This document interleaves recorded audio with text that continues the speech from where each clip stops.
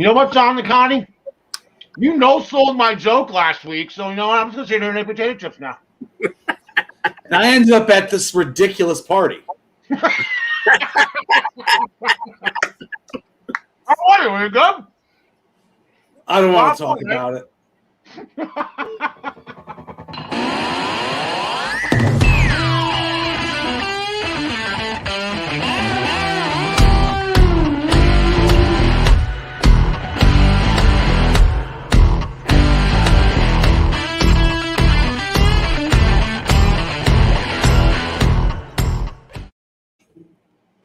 I didn't have the theme queued up. I should have just let it go right there. That was my bad. Ladies and gentlemen, welcome to episode 61 of the Essential Wrestling Podcast, powered, as always, by our good friends at the Eastern Observer. And when you're drinking, and eating potato chips on air, this helps. There you go. You can taste the power. How's everybody doing today? Again, episode 61. Joining us back after a little vacation, vacation. You were on vacation last week, John Smith, correct? Down South Jersey. Mike made his cousin. Yeah, I took a little trip to Wildwood, New Jersey. I was probably on a roller coaster while you guys were on the air last week. But, yes, you did send me to the wrong party. And, I brought my liquor, my beer, my guns, and my Quaaludes. And I was trying to find some titties, but they were nowhere to be found. I'm sure he had a great time. And James, you know what, John? You weren't the only one on vacation. It's James Wheeler. We didn't hear a peep from him last week. I guess he was upset you weren't on with us, and he went swimming. So he said, screw you guys, I'm going swimming. And as always, on the bottom part of our stream, the first ever PWP champion, the living legend, John DeConnie. John, how are things today? Just a lovely day here in Jersey. How's everything with you, sir? It was. As you just saw in pre-production, it was nice. It was beautiful. And all of a sudden, the rain came, the wind came, and I was chasing my garbage can down the street. I'm a little wet right now. I'm sitting in wet socks, or I had wet socks on my feet. We've got to power through this one, boys. We got to power through this one. I'm sure that's going to make its way over here. Oh, yeah, it'll be there shortly. It's going to come down to the bed. I think this is Hurricane Elsa, right? Let it go. Let it go. You figured it would be a blizzard instead of a hurricane or something, right? You would think. You would think it would be a blizzard. I'm like, yeah. AEW hits the road with a rager in Miami tomorrow. I don't know. Is there innuendo there in this one, John DeConnie? Something to do with a rager because I just get it. I don't know. Absolutely. Okay. Tommy Dreamer couldn't get along. I'm sorry. Team Dreamer couldn't get along in the main event on Impact. Jimmy Uso calls out Edge in the main event on SmackDown. Gary Mehaffy is back with us to discuss NXT UK, featuring A-Kid and Jordan Devlin. Absolutely banger of a match. Travis Severance will be filling in for Ryan Joy, representing MinutesToBellTime.com. He will be with me this evening to discuss Ring of Honor Best in the World. I'm assuming CM Punk will be there. It only makes sense to me. We make our picks for this week's upcoming shows. Normally, our graphics and statistics are sponsored by MinutesToBellTime.com. We will give them just due and say that they are everything's presented. But again, Ryan is not here this week. We're going back with the stick figures, ladies and gentlemen. Let's go. Let's do this. It's going to be a fun show. And we're going to main event this show. I'm sorry. We make the picks. And always the picks are sponsored by ProWrestlingPick'em.com. Play against your friends. Play against the universe. Ooh. And guys, she'll like it too, especially if you're on a road rager going to Miami. We're going to make event our show with said picks, picking the Great American Bash. And I'm excited because last year we have this picture up every single week. Tegan Knox won the #1 contendership for the NXT Women's Championship last year at the Great American Bash. Looking forward to a great show with that. But we're going to curtain jerk the show with last night and Monday Night Raw. And Bobby Lashley is back from vacation, John DeConnie. He sure is. And he was originally set to face Xavier Woods again. But we found out earlier in the show when Kevin Patrick visited the the champions locker room. How does he always get in there? I don't know, but MVP was not happy to see him. He always just barges in. But he asked why they had turned this into a tag team match. which I guess comes from Woods, Kofi calling out MVP last week for nursing his injury. So MVP turned it around and said, well, it's because Woods doesn't deserve to be in the ring one-on-one with the champ. And while you're at it, Kevin, get the hell out of here. So fast forward to the main event. We've got the New Day versus Bobby Lashley and MVP. So. The Road Rager. Yeah, there's a Road Rager comment. Yeah, it's a little behind. YouTube's a little delayed. We're sorry. We're glad you're chiming in, though, Scott. Keep them firing. So yeah, we had the champ throwing the New Day around a little bit, and we had MVP. You know, he always makes a good showing, but in the end, we had Woods kind of take out Lashley to keep him outside, which left MVP and Kofi alone in the ring. MVP set up for the playmaker, but Kofi reversed out of it, hit Trouble in Paradise on MVP, and got the 1, 2, 3.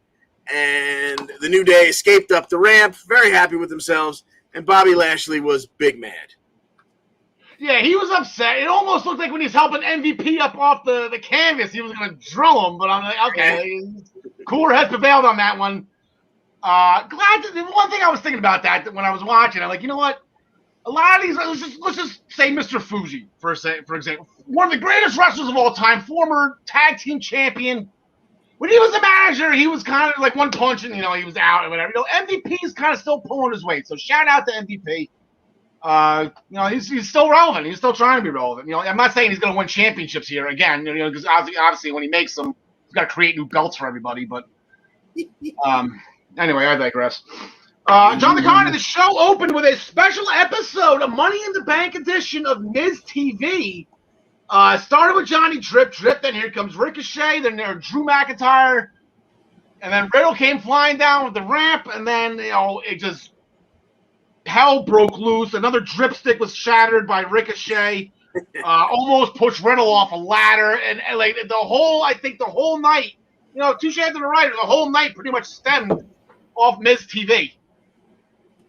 Absolutely. We had as it always should, right?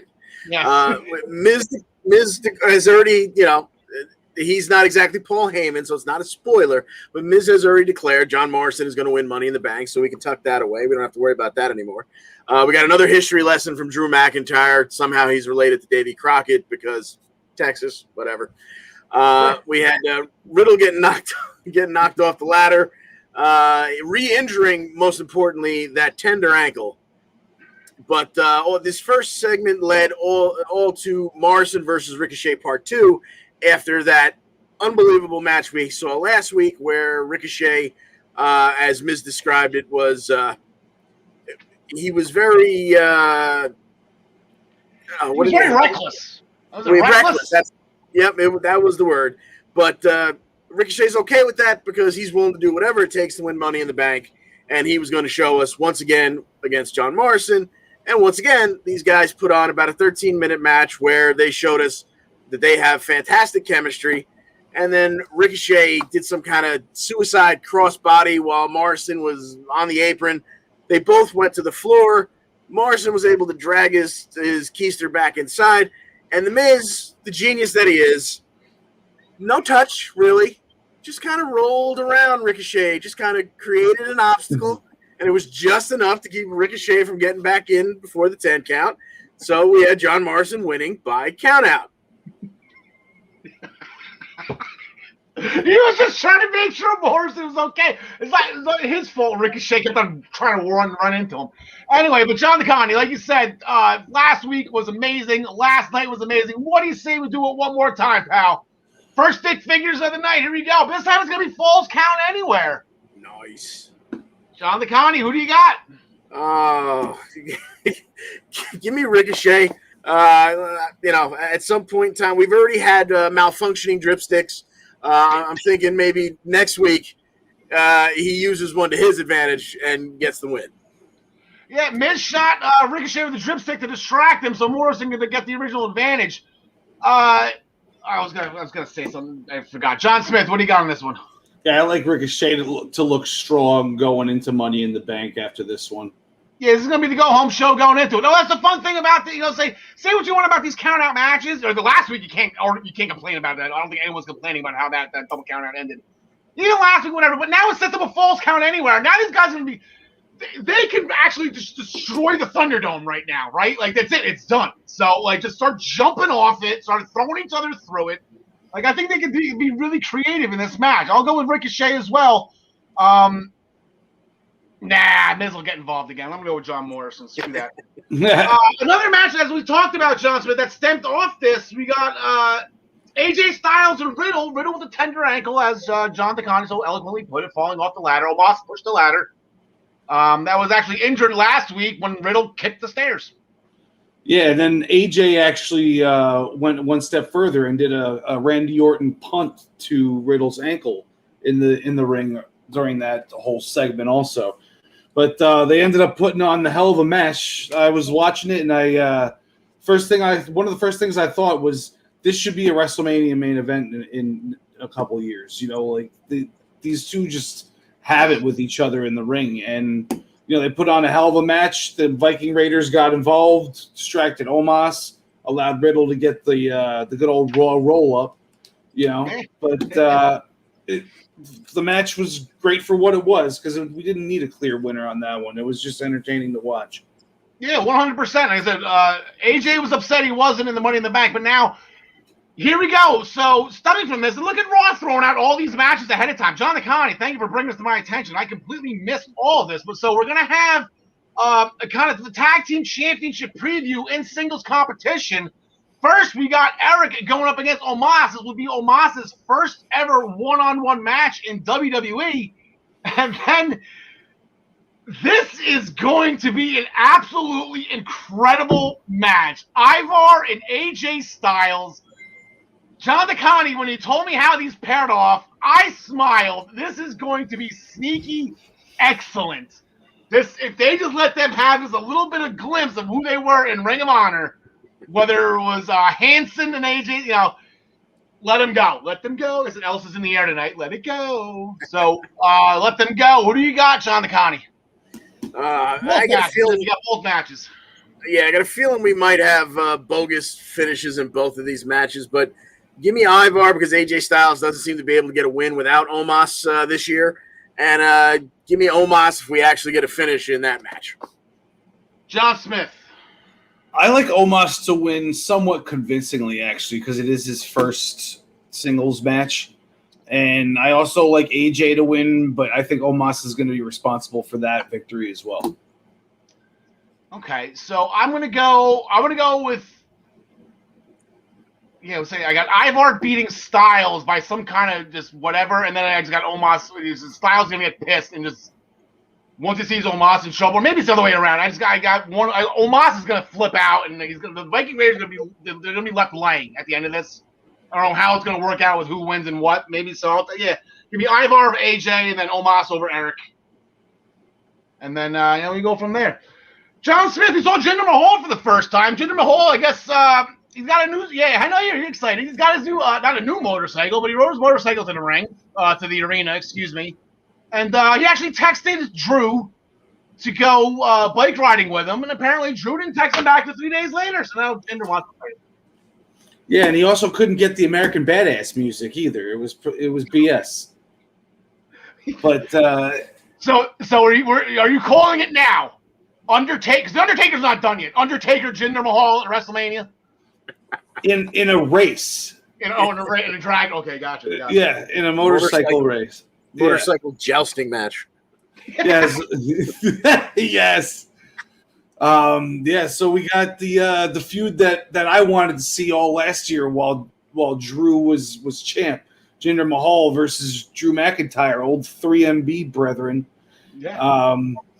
Of course, Indus Share 2.0 had to get involved at the end, and then they triple teamed Drew. There was a DQ, and then they stole his sword, his family heirloom, which, you know what? I think it's pretty stupid, but if it gets these two to have a feud, then I'm all for it. We saw a WrestleMania feud over a shampoo commercial. Like, really, it doesn't really matter what people feud over just so we can get to the fight. Like, it's really... I always go back to that Edge Booker T feud. It was the most ridiculous thing I've ever heard. But it was awesome. Like... I got to get some more light in here. The storm's coming, and it's blocking my light. I was about to say you darkened up pretty quickly. I wanted to see that Nintendo box on your wall. You gotta let everybody see that one. Yeah. Going forward on Monday Night Raw, Eva Marie defeated all 4 Money in the Bank qualifiers in one match. Unbelievable the streak that she is on right now. Nia Jax hit a Samoan drop on Nikki Ash. That's how Eva Marie got the win. Nikki's streak comes to an end, but Eva Marie's dominance continues. Both Rhea Ripley and Charlotte Flair, they were both faking knee injuries, or as Heenan would say it, they were gold bricking. They had a crutch fight in the ring that wasn't exactly Luke Skywalker versus Darth Vader, but they were swinging. Rhea eventually landed one shot, and then Charlotte went running. I believe James Wheeler has a Star Wars reference as well with this one. There we go. Star Wars Episode 5, Brutality continues. Master Ripley versus Darth Flair. There we go. That's exactly what it was, the lightsaber crutch fight. It was brutal. Yep. What's Star Wars? Mustafa Ali, he defeated Mansoor after Mansoor was too concerned with Ali's ankle, and Ali rolled him up. Compassion for your opponent. Oh, I got to get that off, don't I? I thought I did that. Compassion for your opponent. That's the ticker. Compassion for your opponent is not going to get Mansoor very far in this industry, so he needs to learn very, very quickly to actually just capitalize on an injury and not make sure your opponent is okay. Lucha House Party, big win over Mason T-Bar. Nothing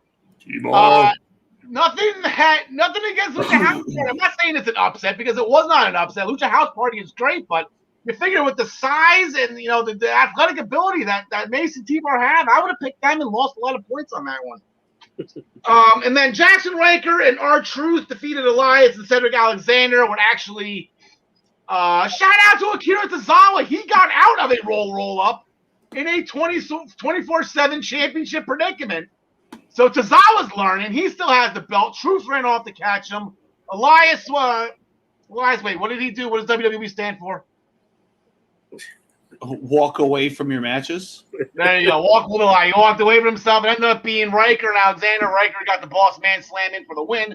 And then as first reported to me by John DeConnie, we actually have a United States Championship match for MVP's United States Championship. We have the champion Sheamus and nobody's best friend, Humberto Carrillo. John Smith, who do you got on this one? Give me Sheamus. I don't think it's time to take it off of him yet. I would agree with that, and I think when it's time to take him off him, I don't think it's going to be Humberto Carrillo. John DeConnie. Certainly not. Yeah, give me Sheamus retaining here. All right. So fun overall night on Raw last night, as we discussed in pre-production. More so, Travis. I like this phrasing on this one. It's flowing better. It's getting better. So it's honestly better than it has to be, because if they're going to go back in front of the crowd in 2 weeks, they need to get their bleep together. So good for Raw. Indeed. As we transition very eloquently from Raw to last Friday night on SmackDown, John DeConnie, Edge. He started in the ring with a promo. He knows he can beat Roman because he feels he had Roman beat at WrestleMania. He blamed Daniel Bryan for all of the breakups from the spear, and I believe he had him in the execution or the educator or the edge of whatchamacallit or whatever his finishing maneuvers were always called back in the day. But then here we got Jimmy Uso. He wants to prove himself here. Yeah, so Edge ended his opening monologue there saying, "I am inevitable." So there might be somebody else from Jersey who has an issue with that.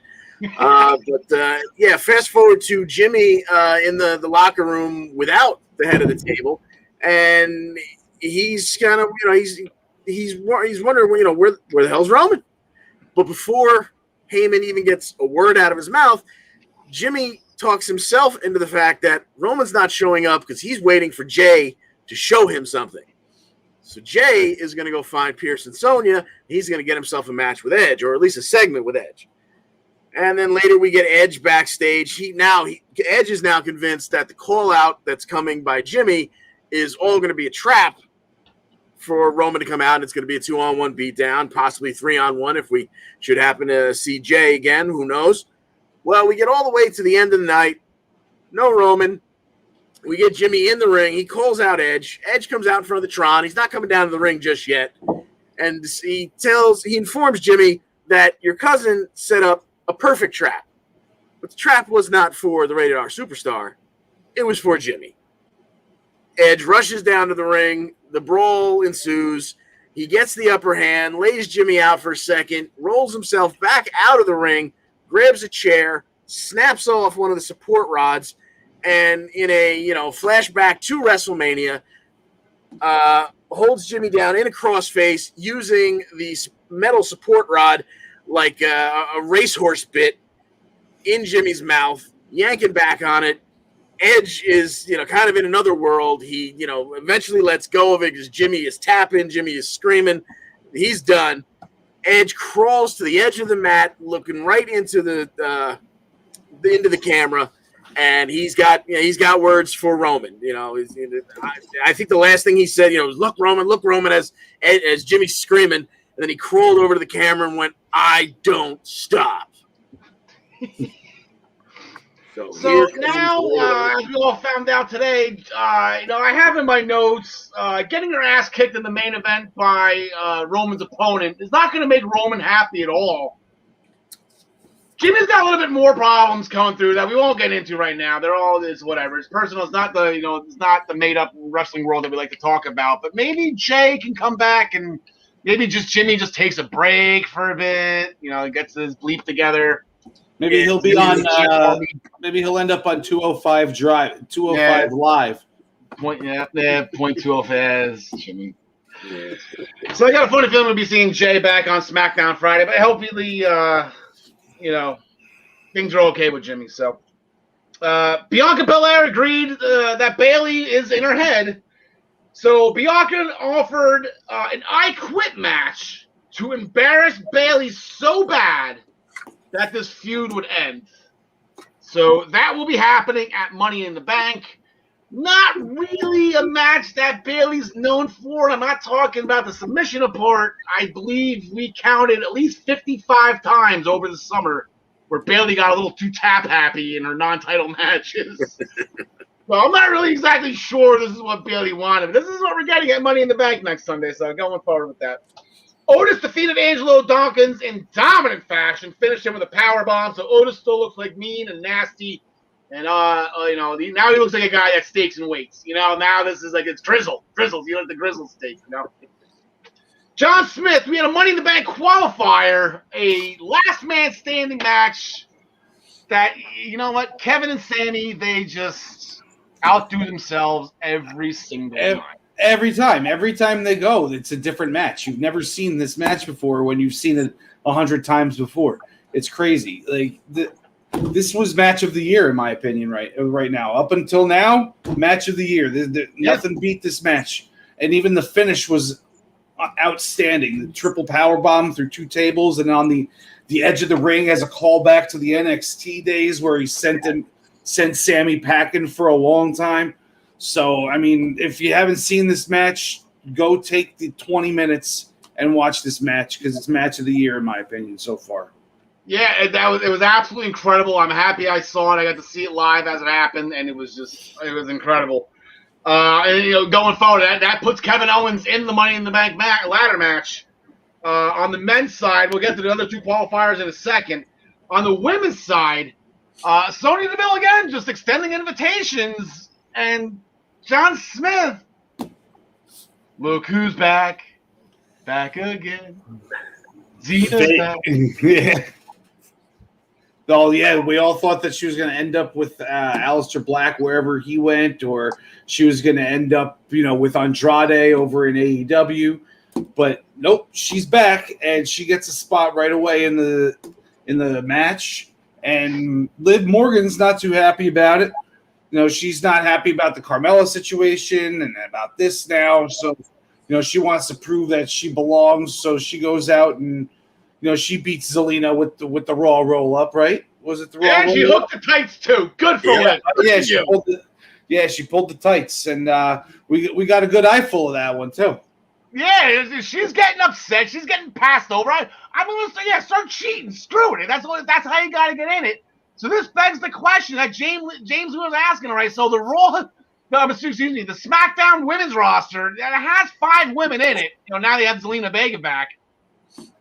Two of them are in a championship match. The other two are in, and then Liv will probably be the third in the Money in the Bank qualifier. So who's next? James Wheeler's calling Mia Yim. Anyone have any idea who's going to get called out on Friday to just waltz into the Money in the Bank and then get pinned by Liv Morgan?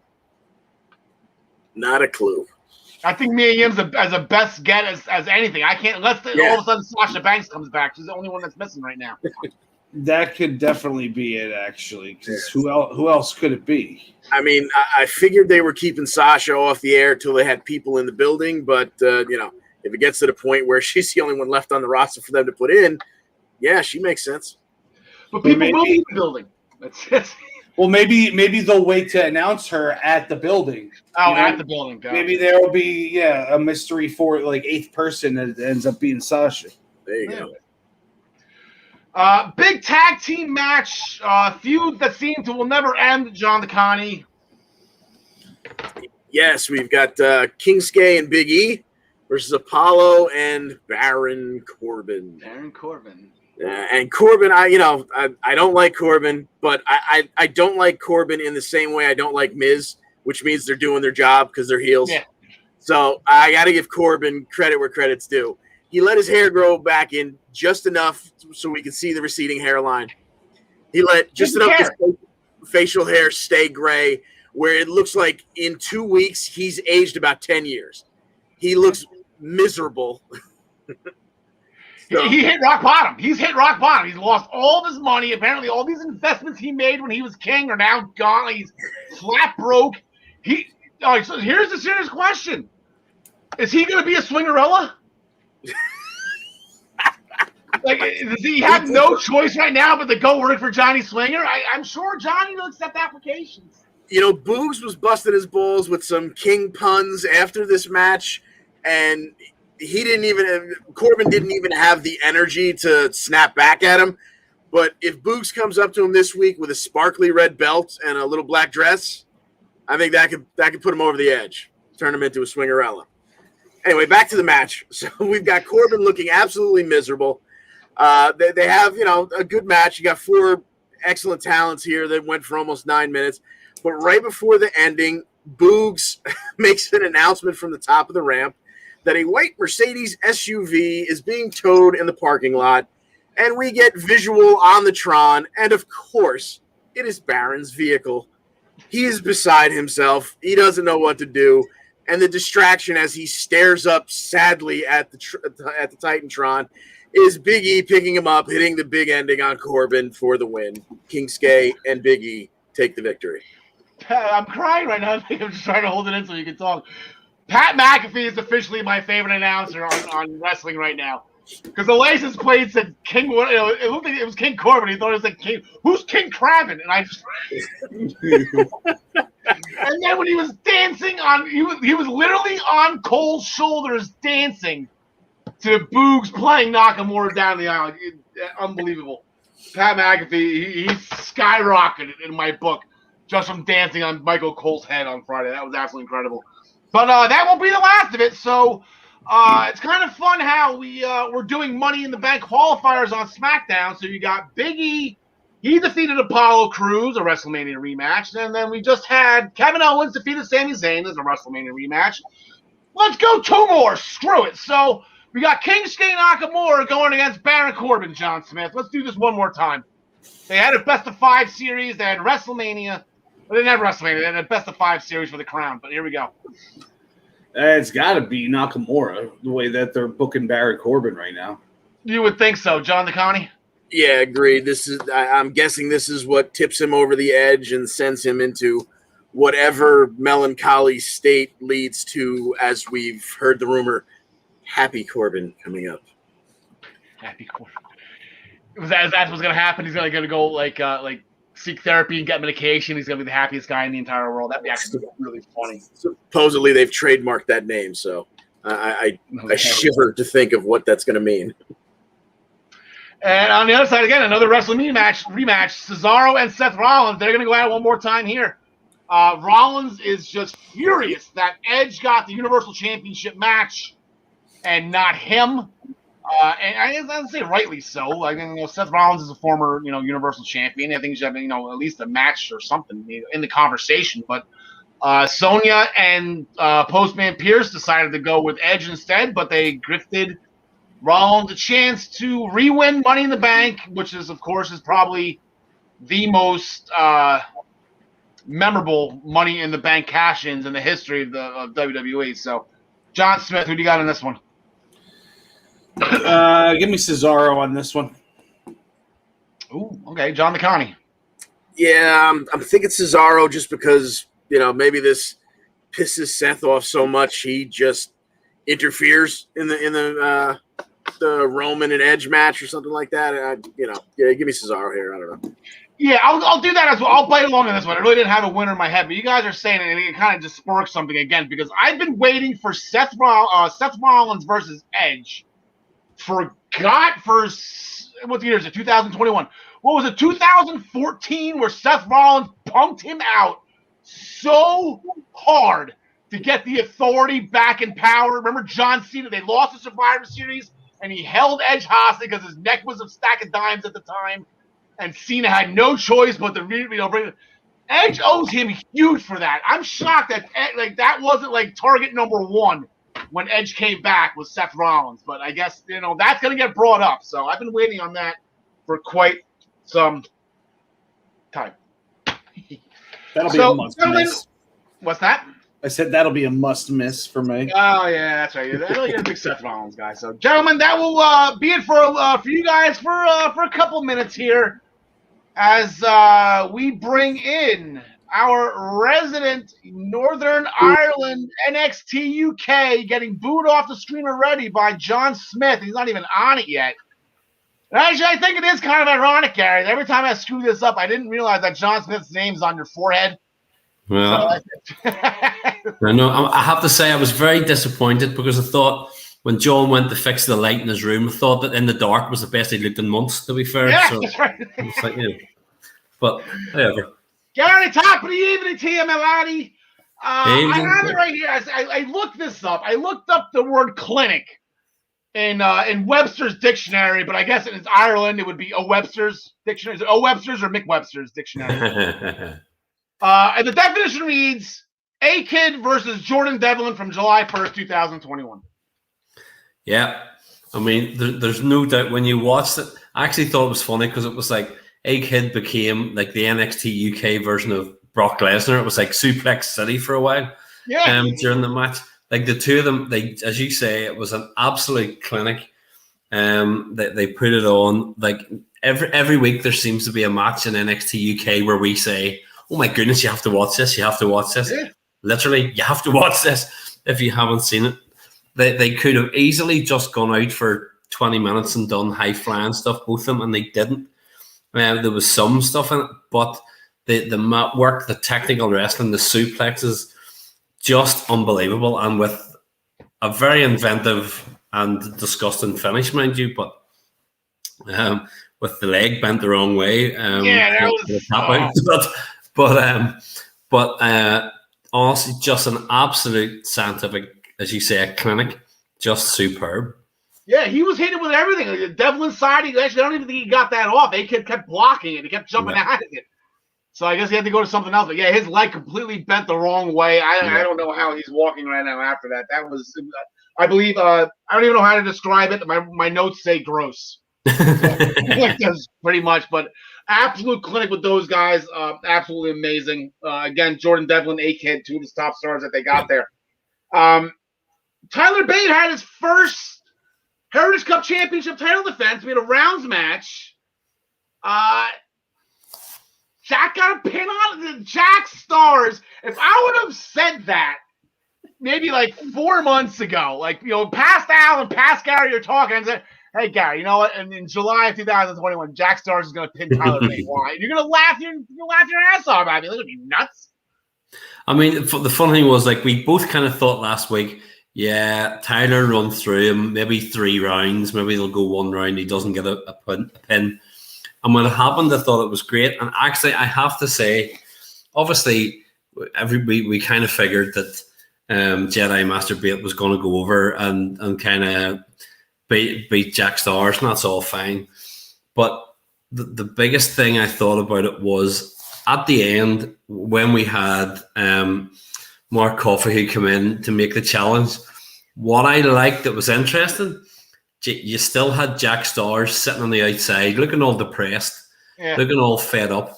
Kind of the camera ignored him. They never paid any attention to him, but you knew that he was sitting there, and you know it's the sort of thing that they'll call back to. Now, whether it turns into Jack Stars' heel turn, who knows? But you know that it's the sort of thing that there's just a little seed in it. But it was good, as you said. It was great to see Jack Stars doing it. He very easily could have stayed as the person that everybody beat when they joined NXT UK and had a good match with him, and that was fine. But they gave him something to do, and I'm really, really pleased to see that he's had an opportunity.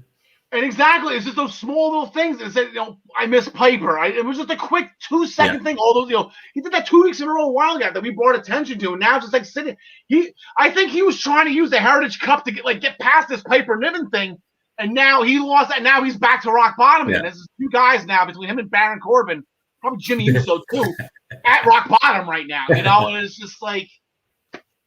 Jackie boy, I said, but that was the thing. Tyler Bate gave him a shot, the work ethic. And I better guarantee you that wasn't a story. That was just a straight shoot of Jack Stars and who he is as a person and how he trains and the love he has for the business. So I guarantee you Hunter sees that. Of course, they're going to announce a reward. But you're going to get him airtime. We'll give him a story. Whether he wins or loses, I don't think that matters to them. But, No, because as you say, you could well imagine that he's pretty much like the first person to turn up and the last one to leave, and really putting the hours in and getting himself in shape and learning new moves. You could imagine him picking the brain of all the trainers who are there. Do you say to the point that they'll go, do you know what? Fair's fair. Let's give him a crack here. So, we had a couple matches in the women division. Actually, 2 matches and a segment. And the first one we go with Amelia McKenzie and Isla Dawn. Amelia got the win with the running double knee strike. But it looked like there was a lot more to that. It looks like Isla Dawn, which is, I guess, NXT UK's resident Scarlet Witch, resident Wanda Maximoff here. She was doing some voodoo stuff, Garrett, or witchcraft. Yeah, I know. It was strange to say at the end. I thought she was going to go into the trance right before the loss at the end. It was funny, actually. Of all the NXT UK women's roster is arguably the best women's roster out of all the brands. And looking at them all, there are some fantastic wrestlers, but actually the Isla Dawn character, I could see transferring across because she's been doing this type of a white witch type thing, obviously, for years. And whether she is that or not in real life, who knows? But she's been doing that sort of character in real life. But she... I've never seen her on Halloween night. I don't know where she goes. She probably dresses normal on Halloween. Yes. She probably dresses like you on Halloween, and that's her costume. But no, I mean, I could see her getting a shot, that transferring across to the main roster at some point. But again, as you say, the little things in that match that she does, whether it's the voodoo stuff, whether it's the looks after the match, you know that down the line it's going to pay off, and you know they're going to call back to it. So it's very well planned and thought out. Really is. Yeah, maybe I don't know if this is gonna be. She's gonna if this is a brainwashing thing or something. There's gonna be some stuff coming up with Amelia. Yeah. Going forward, maybe I don't know, random stuff's gonna start falling out. She walks past it. Who knows? Mila Schmidt. I guess that was the conversation we had last week. The girl in the gym, Mila Schmidt. You called it, or Schmidt, excuse me, with the scissor kick off the rope, and then Ginny. She watched on and discussed. So it looks like we're gonna get Effie Valkyrie and Ginny at some point soon. The Gary Mehaffy dream match. Ireland's Eva Valkyrie against everybody's favorite socialite. Yep. Miko Satomura, she came out. She was the first time we've seen her since winning the NXT UK Championship. First, shout out to Kaylee Ray. She got married, so I guess that's why she was taking off, and that's why we did what we did. Shout out to Kaylee Ray. Congratulations. My wedding reception is on Sunday. So you flying across? Did you get the invitation yet? It must have got lost in the post. It must have got lost in the ocean, probably. I put it in a bottle and I threw it in the Atlantic. I figured it'd get to you at some point. So Miko's in the ring. Her promo got interrupted by Nina Samuels, who's then attacked, or who wants to be Miko's first opponent, but then she was attacked by Amal. And now we're going to get Amal is going to be Miko's first challenger. So we'll put a pin in that for now because that's something we're going to be talking about probably next week, I'm thinking. Yeah, that's it. Freaking, James Newman, congratulations, Kaylee Wright, Stevie Boy Xavier. Do you know Stevie Boy Xavier? That sound familiar? Yeah, I've seen him a few times. Stevie Boy, we'd have done a lot of stuff on ICW and so on over in Scotland. He's very, very good wrestler. Sorry. All right, so we got 2 matches coming up this Thursday afternoon. Afternoon for me, at night by you. Kenny Williams did a video promo. He compared himself to a cockroach and then the scum of the earth. As you do. What is this? He's the only one I've ever seen put himself down in a video promo to talk trash to another guy. So, ladies and gentlemen, the new Kenny Williams. He's going to be fighting another Gary Mehaffy favorite. I spy a Jersey guy here, Nathan Frazier. It should be a great match. The battle of the man who lost his name versus the man who lost his beard. Yeah. And so they hopefully, I mean, it will be a good match. I would say Kenny Williams, I think, is going to take it. The cockroach will prevail in this one, and that will lead on to other stuff coming down the line. I would say in the rematches and stuff, but. You kind of have to think it would be Kenny Williams only because, like, okay, if you're not going to beat someone, I can't believe it's Nathan Frazier. Like I said, I know Nathan Frazier can take losses. He's lost already once or twice. We've already forgotten about it. But, like, if Kenny loses this, then, like, it's like, why you have him win that last? Because as you said, because he's already likened himself to a cockroach. I mean, he can cheat. He can do whatever he wants. He can kind of steal a victory badly, and everybody then wants to see Nathan Frazier get him back. So yeah, he's the scum of the earth. Why not? And then we got your boy Eddie Dennis. He had some words. He actually interrupted an interview with Trent Seven as a part to remind him that all that Trent Seven does is lose, which I guess is fair. But it's a fair assessment. Assessment on Eddie Dennis's part. But now I guess they got to fight about it. So yeah, he's not going to lose this week, Trent Seven. I don't think, unless obviously they decide that.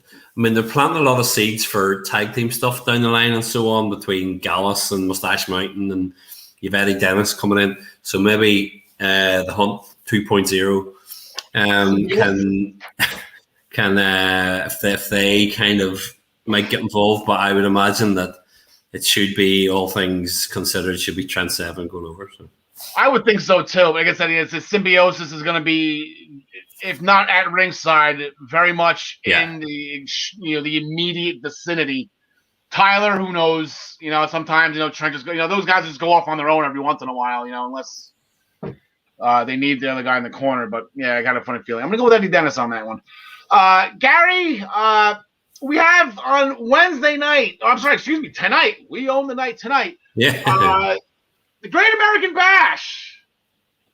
All right, we got some NXT stateside NXT Great American Bash. I saw that you got your picks in. Anything that you want to throw out there in regards to let the fans know who you're taking, and if they're big Gary fans, if they follow your picks on the ProWrestlingPick'em.com, you can let them know where your head's at. If they're big Gary fans, how rude! Yeah. For all the millions, I'm gonna go 2-2. I had to bring him up to remember which, because there was one I nearly went back and forward on the last minute. So I'm going to go, as you'll have seen, I'm going Adam Cole over Kyle O'Reilly. I'm going to pick an Adam Cole. I'm going to go MSK to win. I'm going to go Io and Zoe to win. Ooh, and nice. Against my better judgment, I'm going to go LA Knight to retain. As much as I was never a Cameron Grimes fan, particularly great wrestler, but I've really got into him now, and but I'm going to say that they're going to stick with LA Knight keeping the belt. So those are going to be my four. I'm going to go too good, too bad, down the middle, 50-50. There you go. That works out. And then I got a question from James. How excited are you about Blair Davenport's debut? Can't wait. I have to say, James, if I'm honest, there have been 2 times in NXT UK we were saying in pre-production, I was pretty sure it was Bea Priestley who was Blair Davenport, and when the camera panned back and it was her, I actually found myself sitting on the settee and I literally went, and my arms went up and thought, no, Gary, come on, settle yourself, big boy, here we go. But no, can't wait. As I say, it's making the NXT women's roster just unbelievable. And it may be that we lose Kaylee Ray across the water. If we do, fair enough. If she stays, even better, because it's such a thing. So yeah, James, can't wait. Yeah, and that's funny. You called it was B. Priestley just based on their handwriting. That was absolutely impressive, Gary. Great journalistic job. I should have been a detective. Exactly, forensic detective. Gary, thank you as always for staying up with us late overseas. We appreciate you. Enjoy the rest of your night. Enjoy the Great American Bash. I shall try. See you later. All right, so we're going to bring back in John Smith. We're going to bring back in John the Connie. Is John Smith there? Is he playing another joke on me? Okay, so I will leave the chair there. We're going to go with Gary was saying it was more like The Voice when John just turns around on his chair. Can we zoom in on the picture of Steph? Yeah, that's the picture. I have that picture here too somewhere. That's probably the best picture she's ever taken. Love it. There you go. Everrise rules. Everrise does rule. I thought Travis was coming up next. What's that? I thought Travis was coming up next. No. We're before Travis. Impact's before Travis, and then we're gonna let Travis roll the rest of the way. You are good. But last Thursday on Impact, Tommy Dreamer got to choose his team, and I don't think he chose all that well, John the Con, because he picked three guys that pretty much hate each other. Yeah, it didn't make a whole lot of sense. First of all, he didn't put himself in the match when the whole idea of Callis approaching him was that, hey, you've been dreaming for a match with Kenny Omega, so get a couple of partners. And he instead went and found three people altogether to fight instead of him. So it was Kenny and the Good Brothers versus Moose, Sammy, and Chris Sabin.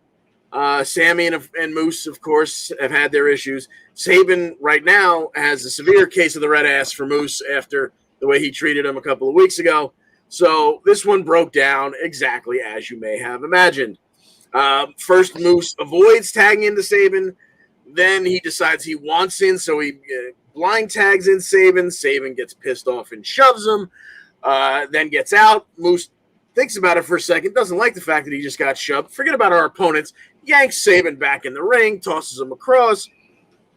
And then Moose, at that point, pretty much is ready to bail. He rolls out. He's starting to make his way up the ramp. Tommy tries to talk to him, but no one can get through to Moose. So Moose turns his back on Tommy and heads up the ramp. And Don Callis, as soon as Moose's back is turned, kind of forearm shivers Tommy into Moose, pissing Moose off even more. He thinks Tommy hit him, so he clotheslines Tommy in ringside. Sabin, jumps out, takes out Moose for a minute.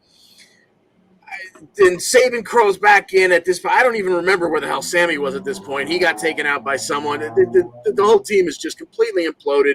Sabin rolls right back in just in time to take a Snapdragon from Kenny and a Magic Killer and a 1-2-3, and Team Callis gets the victory. Yeah, so they got all the momentum going into Slammiversary. Kenny's got the big match. They're actually having the contract signing on Thursday night against with Sami Callihan, and they're already promoting it. These things never go well, so look for bleep show, I guess, whatever they had planned with Sammy and Kenny. Good Brothers, I don't know what they're going to do with the Good Brothers at Slammiversary yet. I don't know. They're kind of not sure. Kojima started the night.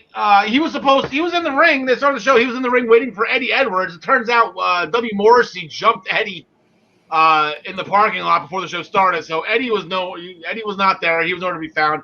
Here comes Brian Myers and Sam Beal. Told Kojima to hit the bricks because you're not gonna fight. Get out of here. But Kojima wanted to fight, so he started swinging. The 2-on-1 advantage got this, and then in Beals and Myers' advantage. Here comes Jake. A tag team match broke out in which Kojima and Jake got the win when Kojima hit Sam Beal with his signature lariat. So another lesson learned, I guess, for Sam Beal, and I guess Brian Myers teaching him well, but I guess you got to start winning matches at some point, I guess. Great tag. I said a tag team match, not a great match because it didn't end really all that well for either team. TJP and Falaba and Rich Swann and Willie Mack. That match got thrown out. I said last week I thought it was Morrissey because of the whole Rich Swann Willie Mack thing. It turns out it's Violent by Design. They were the ones that jumped down on the ring. They were the one that beat up all four of them. So nothing as far as that goes is booked for this Thursday. I would say either this Thursday or next Thursday you're going to have a 4-on-4 with those 8 guys, the 4 guys from Violent by Design, Swan, Mac, TJP, and Fallah Bahh, and then Slammiversary, we have our 3-way tag team championship match. Violent by Design kind of just booked their own title match for Slammiversary by jumping those 4. So look forward to that. The big thing in the X division, though, the Ultimate X match is coming up. Everyone's been extremely lopsided. Everyone's getting jumped because Madman Fulton and Mahali Balashira, they've been like kind of getting involved with Rohit and Ace Austin, who I'm so happy are best friends now. I love that. Chris Bay was kind of playing Switzerland, but he finally made a choice on John McConney. Yeah, so earlier in the evening, Chris Bay was backstage with Mean Gia, and Ace, Fulton, Rohit, and Shira rolled up on him and kind of thanked him for not choosing a side and said, "You're doing the right thing. Continue to stay out of our way at Ultimate X because basically that's going to be our show." Later on in the evening, Bay has a match against Petey Williams. And of course, let's not skip that match completely. It was only about an 8-minute match, but those two, that's a fantastic match. Two incredible athletes. Towards the end, Petey goes for the destroyer, but Bay was able to just kind of shove him right off. Bay hits the short cutter right there. Then, the springboard art of finesse for the win. And he rolls out. Like last week, he's trotting up the ramp and getting ready to maybe film a TikTok or something. Ace, Fulton, Rohit, and Shira roll in and start beating the holy hell out of Petey. Trey and Josh come down for the save. Bay is almost to the back, and he's kind of conflicted for the first time. He's not sure what he's going to do. He eventually does choose a side. He decides to come down and help out, and he helps Trey, Josh, and Petey clear the ring. And I guess therefore declaring himself a babyface, and the faces hold the ring at the end of the night there. And there's another 4-on-4 right there. You got Ace and Madman with Rohit and Shira. Again, Josh, Petey against the other guys. So look for that coming up as well. I'm looking forward to that Ultimate X. I haven't seen an Ultimate X match live in years, and I'm just excited for it. It's fun because it's different. I'm not saying it's brutal. It's whatever. It's this, that, and the other. It's a different type of athletic competition, Rachel Eldering, she defeated Tennille Dashwood. I was a little shocked by that. After reversing a sunset flip into a pin, Tennille immediately attacked Rachel afterwards, prompting Jazz to hop into the ring, and then shortly followed by Jordan. So it looks like Jordan made her decision as well. Her and Rachel, they hugged it out, and they appear to be okay right now as of this point in time. They appear to be good.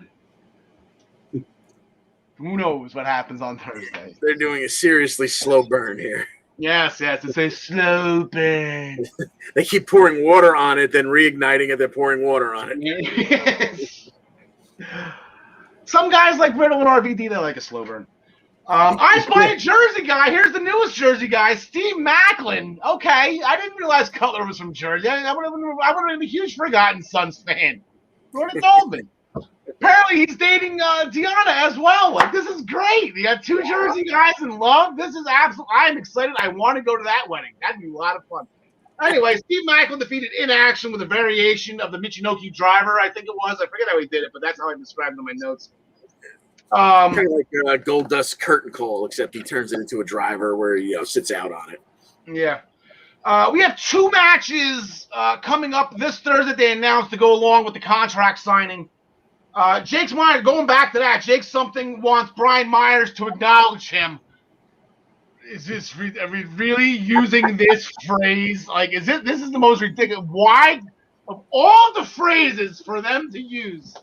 Anyway, so this is a match that these two, Jake something wants Myers to acknowledge him. Brian Myers accepted. Let me put the graphic up here. Brian Myers accepted to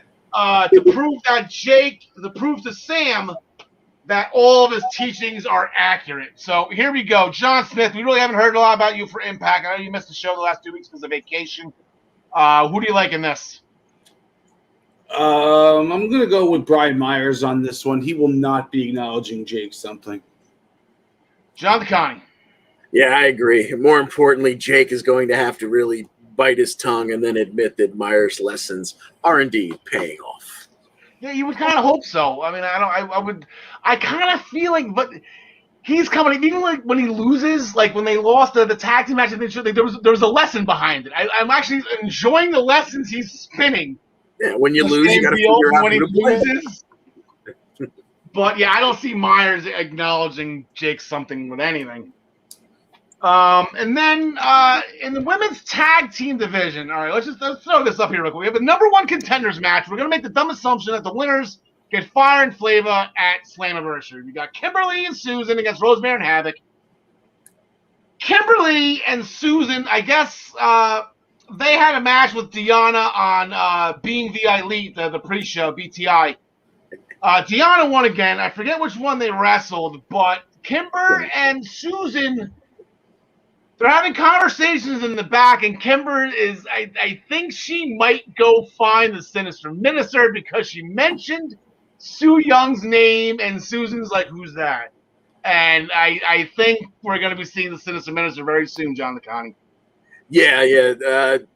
They decided, the two of them decided they were better as a team, so let's go after the Knockouts Tag Team Championships. But if that doesn't work out, we've got the backup plan. And the backup plan is Su Young, who Susan has no idea about.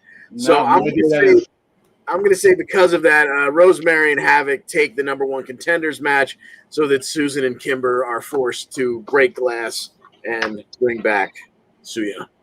You would think, John Smith, that Susan would know who Su Young was. I think, didn't Su Young abduct Susan? What was the show WrestleMania weekend that they had the Tommy Dreamer, the balls to put on? Didn't Su Young appear on that show? She pulled Susan out of it? Anyway. So we got the number 1 contenders match for the tag team titles. Who do you got facing Fire and Flavor? Yeah, give me Rosemary and Havoc because they haven't teamed up for the titles yet. So, yeah. Yeah, Fire and Flavor, they've owned Havoc over the past course of their title reign. So, let's see what happens with that. Gentlemen, we are going to bid you to one last time. Take a quick break as we bring in, it's break glass in case of emergency. Here comes Travis Salesman.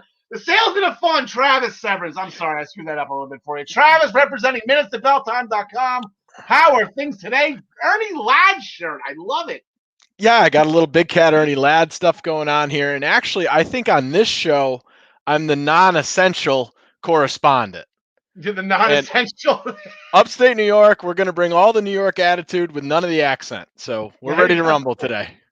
There's enough accents there's enough North Jersey accents on the show, and then plenty of it. Exactly. There's enough accents for everybody here. How's everything going today, Travis? We appreciate you joining us. Very good. Glad to be on as always. So, Ring of Honor, I'm looking up. I knew you were going to be on today. I wanted to do a little bit of research and find out the card for Best in the World, looking for CM Punk. And then all of a sudden, I completely forgot that the Briscoes were scheduled to kick the crap out of each other last Friday. And I'm seeing them jump off houses, jump through houses, off of farm. Tell us about this defending the farm match, I think something it was called. What a treat. And you can actually get it. They put it up on YouTube too. So you can go back and watch it. It's 18 minutes. So we've got the classic story of two brothers who've had some issues with each other, and dad basically going out and saying, let's give us a slobber knocker and let's get our issues out on the table. And we're going to do it the old fashioned way. And we're going to beat the hell out of each other. The Briscoes are synonymous with ROH. Their first match at ROH, March 22nd, 2003, title match, AJ Styles, Amazing Red against the Briscoes. So that's our history with the Briscoes. They've been all over the place. Noah, Dragon Gate. They were actually New Japan, never open 6-man title holders with your favorite, Toru Yano. Yes, that actually happened. So the Briscoes have been around for a long time. This is the first cinematic that we saw from ROH, and it was a classic treat. They started out in the barn, in the wrestling ring, with all kinds of stuff on the periphery and stuff. They kick the shit out of each other. They get out of there. They go into the yard a little further. Jay throws Mark up onto a truck. They drive to another section.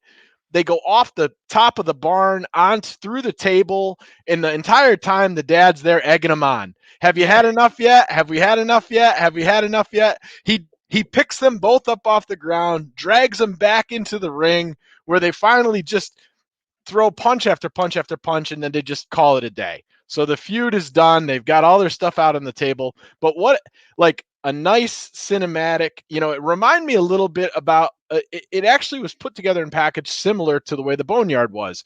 It was done really, really well. It didn't have all the cinematics and the cool Hollywood stuff that they had for WWE, but really nice presentation from ROH and two guys that, are very familiar with each other and can put on a nice classic match. So really good thing. And I mean, gosh, if you can get Jim Cornette to say positive things about a cinematic match, you're doing something. And he had nothing but rave reviews on this one. I think it's Jim Cornette say something positive in general. Wow. Exactly. Yeah, other than talking about himself, drag. right? If he's marking out for himself or his gear, that's about it. Yeah, so definitely go back, see the Briscoes. Like I said, I don't know why. Not that I don't. They could have gone somewhere. I can't imagine them not being noticed enough. I wonder why they stayed. It's crazy to think the loyalty there. That's absolutely amazing. Yeah, and they have a style that you could have gone in there and they could have been the Bludgeon Brothers if the Bludgeon Brothers weren't the Bludgeon Brothers. They're dirty, nasty, miserable guys. Certainly somebody with a bigger TV audience could pick them up and go. They can wrestle styles. They got a good presentation. They've been the same forever. Very classic, like an FTR kind of style working match tag, and they're tag team wrestlers. So yeah, I'm surprised they haven't gone out of it, but ROH has just been comfortable for them. Yeah, go for them. So they actually have a big pay-per-view. Homage to CM Punk, I'm assuming, right? The best in the world. It's clobbering time. So, man, that's what I was hoping for, but that's not what we're going to get. We discussed this, and I was going to give you free reign to talk about whatever you want. And you're like, do I have to? So just give us a little preview of Best in the World. And those 4 title matches, I know Jay Lethal has a match. I know EC3 has a match. I believe Silas Young is in a last man standing match. So big names are there. Big long card. Some of the pre-show matches are great. Actually, you're going to see PCO and Danhausen in a match. You're going to see Ray Horace and Flamita in a match. Really good, nice pre-show. I think it's a 10 or a 12 match card. This is kind of ROH setting the table for everything. Typically, though, I thought there was going to be a big name, so maybe there's going to be a run-in or something like that. I'm going to run down the 3 matches that I think are relevant on this card and that matter. The match that I think could steal the show, and this is something that people are familiar with, EC3 versus Flip Gordon. Yeah. 2 wrestlers that can go. EC3, we thought he was going to be an Impact guy. Then he came out on ROH, and now he's in ROH. I thought we were going to see him show up on Strong and different things like that. So EC3 versus Flip Gordon, this will be a really, really good match. Could steal the entire show.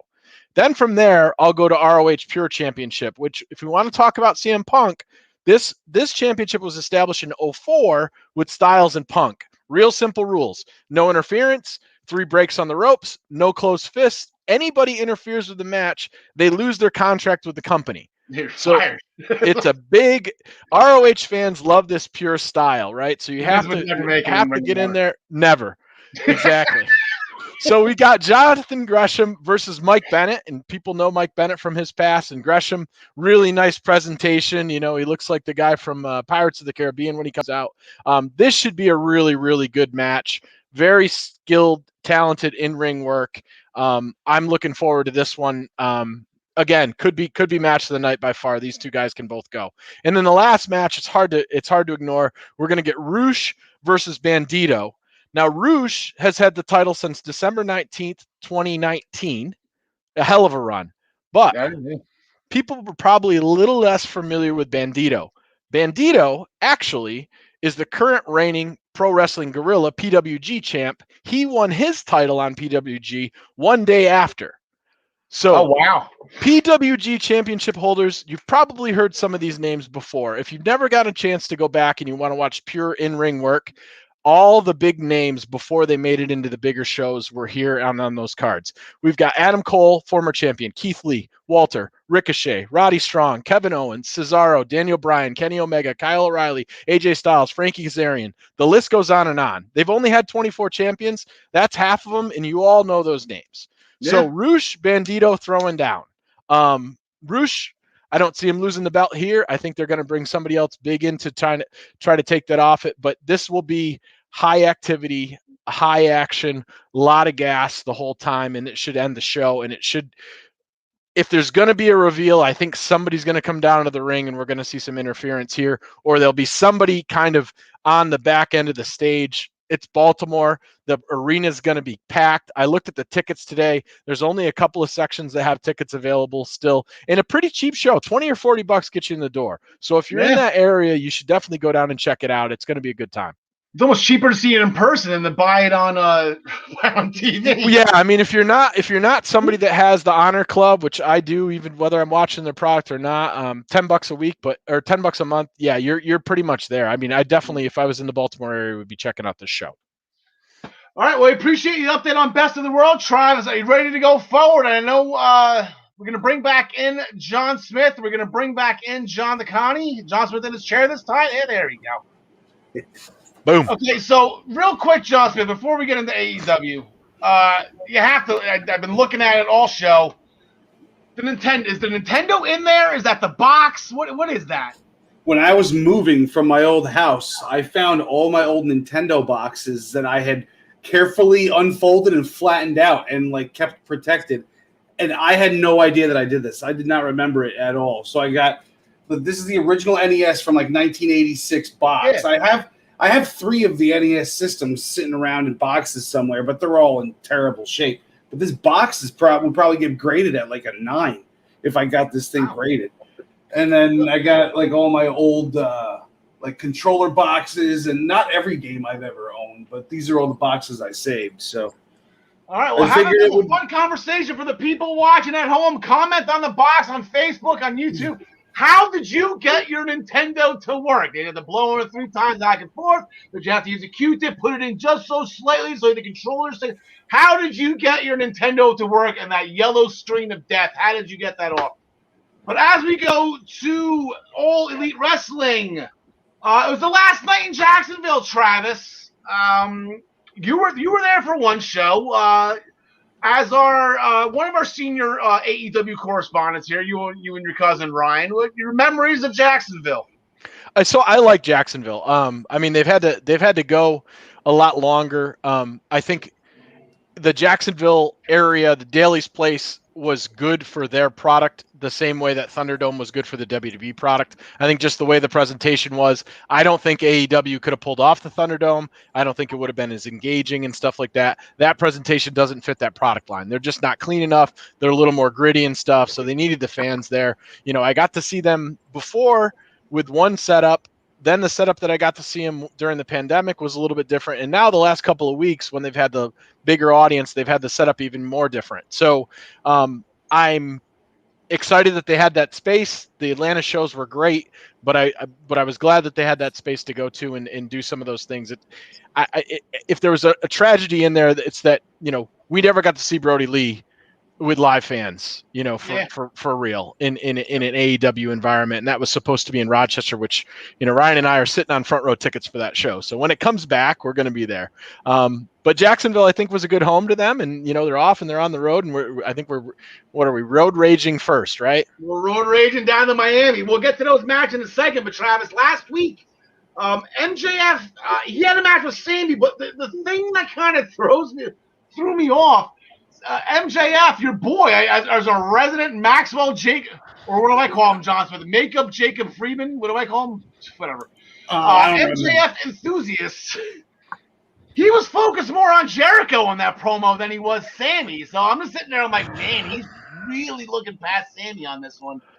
Yeah, he was, right. And the promo came out, and it's fire. I mean, he's good on the stick for sure. And if we're going to get to the Jericho thing, I was surprised that they haven't kind of put this feud a little bit more and framed it more around Max and Sammy, because I think, you know, if they're going to stick to their brand where they're trying to create talent and they're trying to move forward with talent, I think the finale of this entire thing, at least from the beginning, should be Max and Sammy in a cage or something like that. And then, you know, I guess you got to commingle Chris in and stuff like that. And he's probably just going for a bigger anti-pop on that kind of conversation. The match itself, it was kind of like a reverse Charles Dickens to me. It was the worst of times, then it was the best of times. And what I mean by that is the two of them came to the ring. It was very obvious that the first 3 to 4 minutes of that match was choreography special. They were dancing with each other. Max is waiting for the rollover. It looked like garbage. It was awful. And I'm like, if we're going to go with this match and this is how it's going to be, this is not a good showing, because the big knock on MJF is obviously his ring work. You know, he works a classic heel style, which isn't as acrobatic as some of his peers and stuff like that. But I'll tell you what, after they got back to whoever was calling the match and they got past the dancing with the wannabe stars, it got great. You know, we got to see some classic Sammy stuff outside. The leap outside of the ring was phenomenal. Max, I thought, carried his own as well. And just, I don't think I've ever been through the story of a match before where it started off where I just wanted to smash my TV, and at the end I was in sweats. Like, it was really, really well put together. Now, I'm not the biggest fan of a dirty finish, but on a TV show, when you're going to do this finish and you're going to go into further conversation and more storyline between the factions, okay, let's have a dirty finish here. If they finished a pay-per-view like that, I'd be pissed. But going off the air with that finish, the way that they did it with Spears and getting him involved and stuff, especially after, you know, the Stadium Stampede shot with Sammy and Spears going at it, I think he owed him a little bit there. So I was okay with the finish. Overall, the match, hell of a comeback on that match. Very good. Yeah, they're going to get back in it. We'll get into the Inner Circle and Pinnacle later on in this segment because they're going to get back at it in the 6-man tag team match. Jungle Boy last week. Okay. So 2 weeks ago, Jungle Boy was going for the AEW Championship, and they brought it up last week that he was going for his 50th win. Did it not register for somebody? Oh, yeah, by the way. So Jungle Boy was going for his 50th win, and he got it over Jack Evans with the snare trap.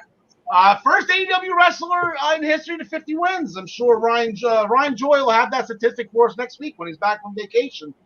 Post-match brawl ensued between HFO and Jurassic Express, along with Christian, who apparently is 1/4 dinosaur on his mother's side, which I guess makes Grandma Edna half dinosaur. Anybody remember the Grandma Edna reference Edge and Christian had years ago? No? Okay, gotcha. There was a plot line behind Grandma Edna. She was ignoring Christian and only talking to Edge. She's sad. Kenny Omega in-ring promo was confronted by the Dark Order on behalf of Hangman Page. Kenny kind of shrugged it off.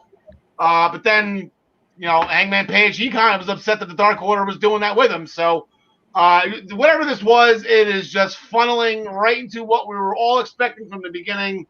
We're circling back to Kenny Omega and Adam Page for the championship. When's the next pay-per-view? November? Can we stretch it that long, John Smith? I think so. I don't see why not. So they got one in September too, right? September 9th. September 9th. Okay, okay, perfect. Chicago. Gotcha. Well, I'll have him Friday. There you go. Ethan Page did an in-ring interview with Tony Schiavone. He wants to exterminate Darby Allin. Sting came out with a coffin, and then that housed Darby, who popped out and started swinging. As a result, the coffin match next week has been off. Darby Allin has been put in timeout. Ethan Page will let him out for the coffin match when Ethan Page decides it is fitting for him. John DeConnie, we had a TNT championship match as well. Miro and Brian Pillman. Like, that's okay. Go. What do you got? Yeah, so after Miro had pretty much beaten the hell out of his tag team partner there, Griff Garrison, the week before, Pillman got the TNT title match, and it didn't go much better for him. No. It was a pretty merciless beatdown for the first half of it. Then right as they went into the old picture-in-picture commercial break, we got our classic miniature babyface comeback, and then Miro just put a halt to that. Stomp, game over. Pillman, to his credit, did not tap out. He would pass out, and the match would end with a referee stoppage. So Taz, Powerhouse Hobbs, and Hook. Is it me, or does Hook just roll out of bed and show up to Dynamite? Like, does he know what a comb is? Anyway, he looks like a college student. We're way out of that generation. I think we're boomers, and that's just the way they roll, I guess. They are tired of the Team Taz drama. So they are Taz put together for night one an FTW championship between Brian Cage and Ricky Starks. So I am like genuinely excited for this match. So that will be in 2 weeks at night one of Fyter Fest. We will talk about that then. This week we got the Road Rage, which we'll get to in a second. After the fact that Britt Baker and Rebel, they defeated Nyla Rose and Vicky Guerrero after Vicky tapped out to the lockjaw. Post-match, Beast Bomb off the apron, through a table. by Nyla Rose on Britt Baker. So that is setting up for night 2 of Fyter Fest. We have a couple matches on Road Rager. These will not count towards the pool. We're not going to go overboard. I know they have 4 named shows coming up this entire month. We're not going to go crazy. Everyone's excited. They're back on the road. I get it. We're just going to keep it to Fyter Fest. That's the tradition. And Fight for the Fallen for charity. I know that's a tradition as well, but Fight for the Fallen for charity. We're not going to put points on that online. We have a 6-man tag team match. As I mentioned, we have the Inner Circle going against Pinnacle, Hager, Santana, and Ortiz, who's going to have Conan in their corner against FTR and Wardlow with Tully Blanchard in their corner. This is stemming off of last week or 2 weeks ago, whatever it was. Conan spitting some fire and got a spike pile driver for his efforts. Travis, who do you got in this? I think I'm going to take Conan because he took that spike pile driver. So I'm going to go Hager, Santana, and Ortiz on this. All right, John Smith, the Latin American Exchange getting back together. Conan, the 5150 with Santana and Ortiz. Yeah, I like them to take it, and he'll get involved with Tully, and then it'll end up being a Raw roll-up, I think. Okay, all right. Are any of these guys? Well, Hager's a former WWE. He's probably the only one. Well, the FTR, they might know how to get out of the roll-up. They suffered probably a lot, John McConney. Indeed. They got rolled up a couple times, I think, back if I remember correctly. Yeah, more than likely. Yeah. Give me Hager and LAX, if you will, here. See, the thing is, though, when they were shaving each other's backs, you figured they would grip the mat so they could. Everyone forget FTR shaves each other's backs. Everyone forgets that. I'll go to the Inner Circle as well. What the hell? I have no idea. The next one, we have a South Beach strap match, John Smith. Cody Rhodes, QT Marshall. You want to get this one out of the way with, pal? Who's going to win this? Well, I mean, I always say Cody's booking it, Cody's winning it, but I'm gonna switch that around this time because it's not a pay-per-view, so I think Cody loses this one. Okay, so Cody books it, and he just had a baby. Did you send Cody congratulations card on the baby, Cody and Brandy, John? No. Okay, I didn't think so. Travis, who do you got in this? So I think Cody's going to be the first AEW wrestler to 50 gimmick matches that are unique. It seems like every match he wrestles is a goddamn strap, coal miner's daughter, glove extravaganza. At the time when this feud started, I cared about it. It has done nothing for me. And honestly, I Cody came out in that Homelander outfit. I want him to be Homelander now. I want him to be a bad guy like the rest of the EVPs so that everybody can hate him. He's starting to grind on me now. Maybe the live crowd will make it better. But I'm going to take Marshall because I don't care about this match. There becomes John. All right. John LeConnie, you have any love for Cody Rhodes? I mean, I had more love for Cody Rhodes before AEW and before this show because as we have seen on this show, just about everything he does is so damn self-serving. He's becoming exactly what he hated in the WWE to the point where it's friggin' comical. However, I will pick him in this strap match. Yes. Cody's winning. Yes. He just had a bit. Yeah. Then he gets jumped after the match by Anthony Ogogo or something. Now, if they're gonna pay that off, that way, and he's gonna come full circle and realize that stuff, that's good storytelling. But for right now, it's vomit-inducing. Yeah. They said he took time off too because of the baby. With all seriousness about the baby, like this probably should have happened like 4 weeks ago. Yeah. And it couldn't because Brandy had the kids. So Liberty, right? I believe is the name. I think that's the name. Yeah, Liberty Runnels. Liberty Bibberty. WrestleMania 61. I don't think she made WrestleMania 61. I don't think Hunter hired her back. She's on the pre-show. She's on the pre-show. For those of you who do not know, WrestleMania 61 you will see at the end of the show. It's a lot of fun. It's mostly women's matches. Yes. Andrade El Idolo without Zelina Vega, apparently, which is going to stay with Vicky Guerrero. That will not be his big announcement that we've been wondering. He's going to be going up against Matt Sydal, who interrupted actually that specific announcement that we've been waiting for. Maybe at the end of the match, they are going to like, okay, so here's the announcement, and then here comes Mike Seidel or something. This is just going to get dragged on forever. But anyone going to want to go against El Idolo in this first match? No, and maybe the big announcement is Ric Flair showing up. That would be crazy. Yeah. Imagine. No, he's got to have a lifetime contract. with He's WWE. done some crazy stuff. Andrade's had some crazy pictures up on Instagram lately with him and Roosh, which is why like maybe something's going on there because I don't know. Roosh just signed another contract though, so I don't know. I'm now that Zelina showed up, I'm actually more excited about the announcement. Right. Yeah, Exactly. exactly. I was like, oh, this is the very obvious announcement. Like, is he going to bring in Tommy End? Like, it's a little early, but we'll take it. We have a mixed Just not tag team Ryback. match. Don't give me Ryback. Anybody but Ryback, that's right. We have a mixed tag team match. James Wheeler, I see your comment. We're getting there.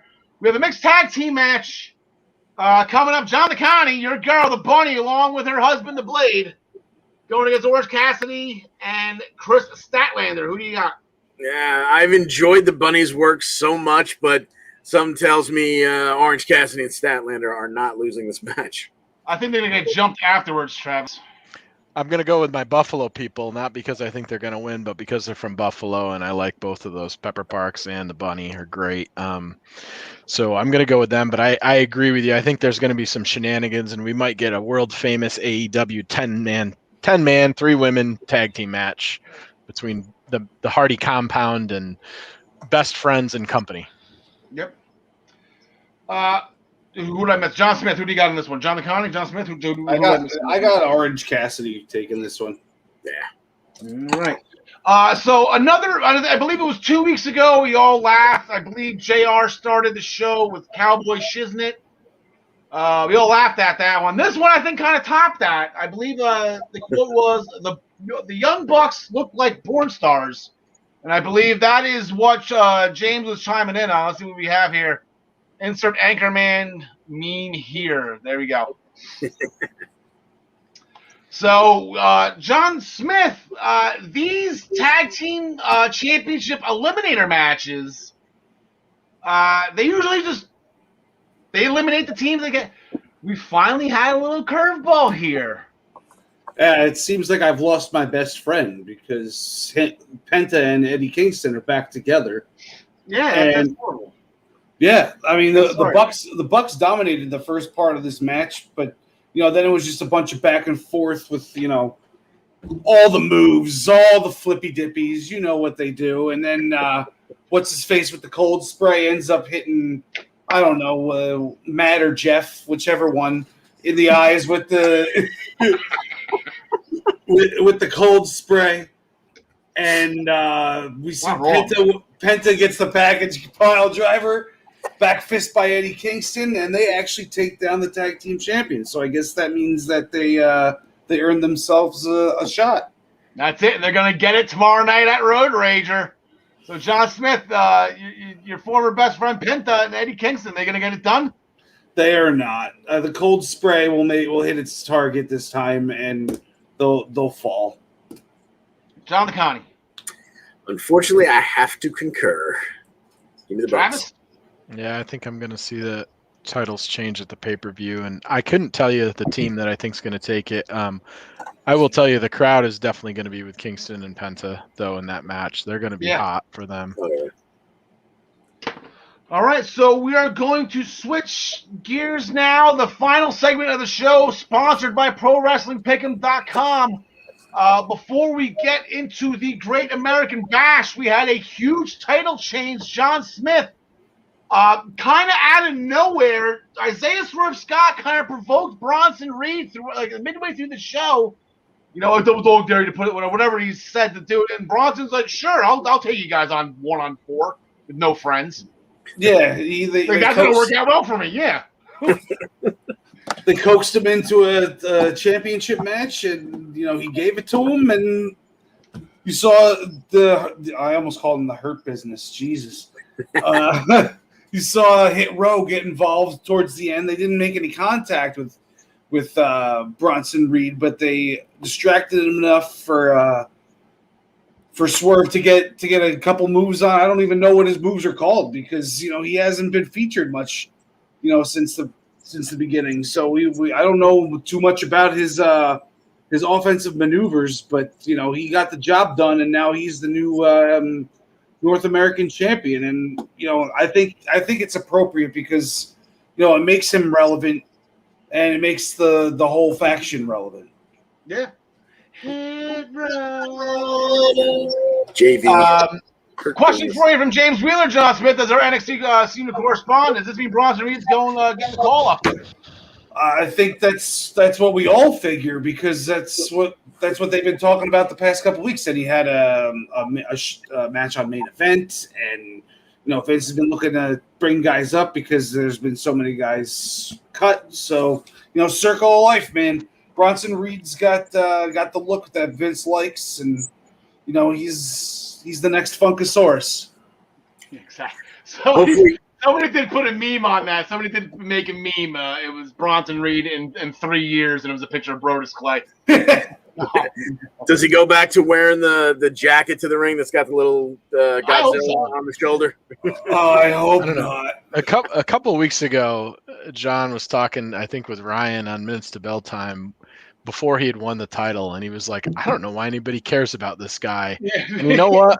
I'm still in that camp. Like, Vince, if they call him up, I'm going to be real interested to see what they do with him because I don't think he's a big character guy. I don't think his promos have been crazy. He doesn't seem like he's much better as a big man than any of the other guys that they have shaped like that on the main roster. So I'm interested to see what their plans are with him to bring him up. I mean, you've got Otis and both the Viking Raiders that have a similar build type to him and power wrestlers too. So maybe, who knows, maybe he'll be with Alpha Academy and we'll get Exactly. Heavy Machinery 2.0. Sorry, Exactly. Tucker. You're Give out him of the the job. Chad Gable, make him a monster. There you go.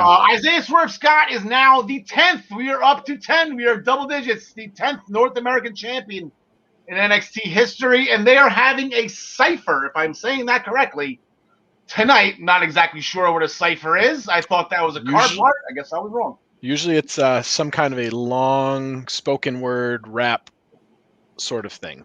Okay, there you go. Hit You got to snap when they're done. You could snap.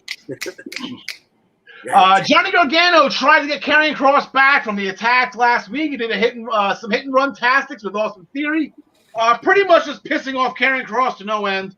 And then Karrion Kross caught him outside in the parking lot before the show ended. Almost ran him over with a car.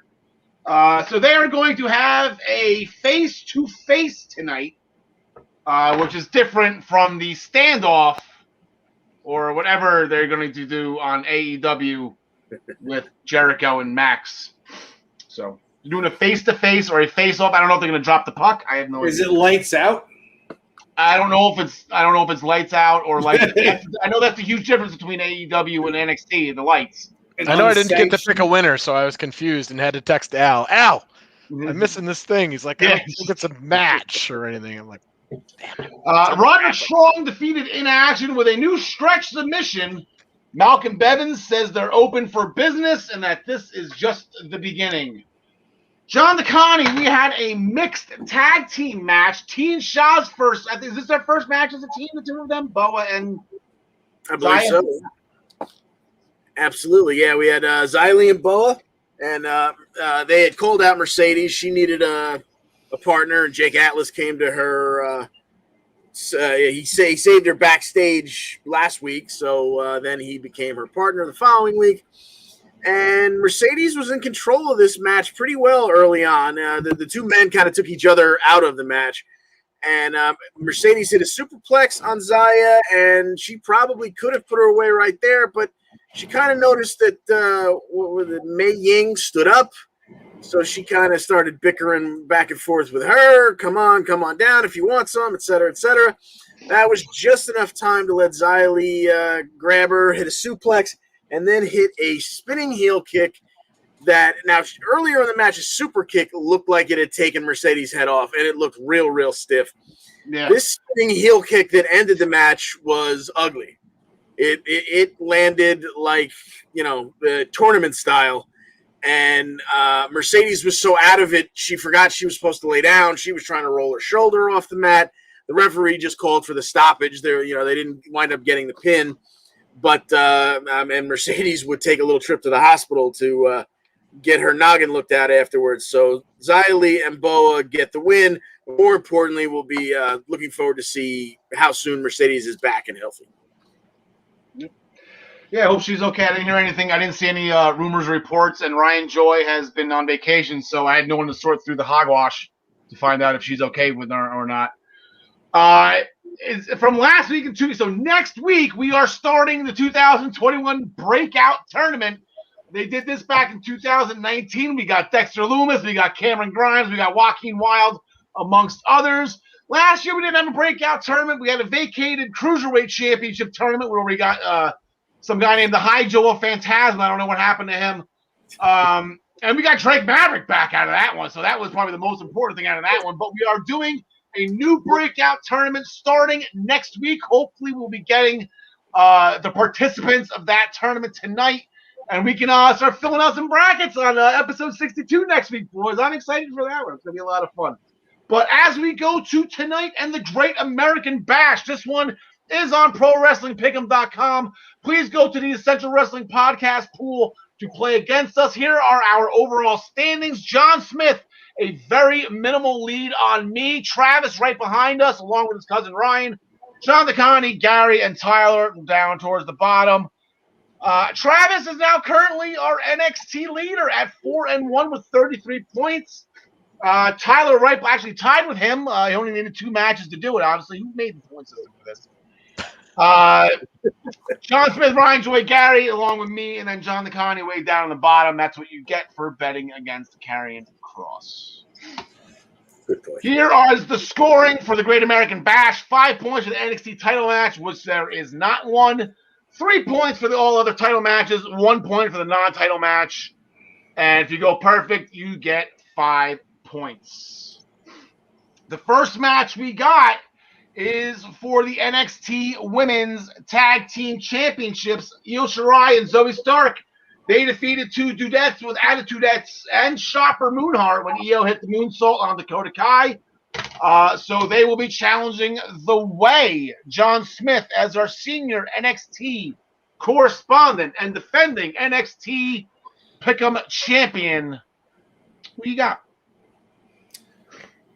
Oh, I was polishing my belt. Sorry. Oh, I'm sorry. I didn't mean to interrupt. You want to come back to you? No. Okay. I'm kidding. I'm having fun here. I got The Way winning this one. They're not ready to give these up yet, so I'm going with The Way. All right, John's going Way. John DeConnie, you going no way?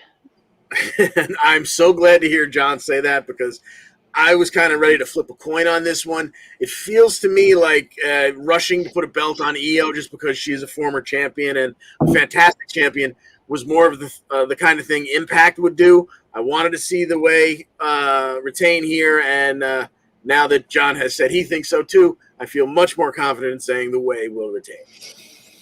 Okay, I'll throw the wrench in all this. Tyler Adelle has The Way as well. Travis. Uh-oh. Wow. Travis, It's still time to adjust. You know what? I'm gonna take The Way because I think they're gonna stay. I don't think Io Shirai is long for NXT. I think she's gonna get moved up, and I think maybe the finale for her is gonna be this kind of sandwiched together partnership with Zoe Stark. Something happening during this match to sort of do a send off where you give Zoe a nice win over Io, and Io moves up to the main roster. So I think that's the reason why we're going to see The Way keeping the titles for this, and that should be, I believe, the program that they're going to move into with those two as a send-off for Io. Hey, maybe Io is the 8th participant in the Money in the Bank ladder match. There you go. See Io on Friday. There you go. Give me that.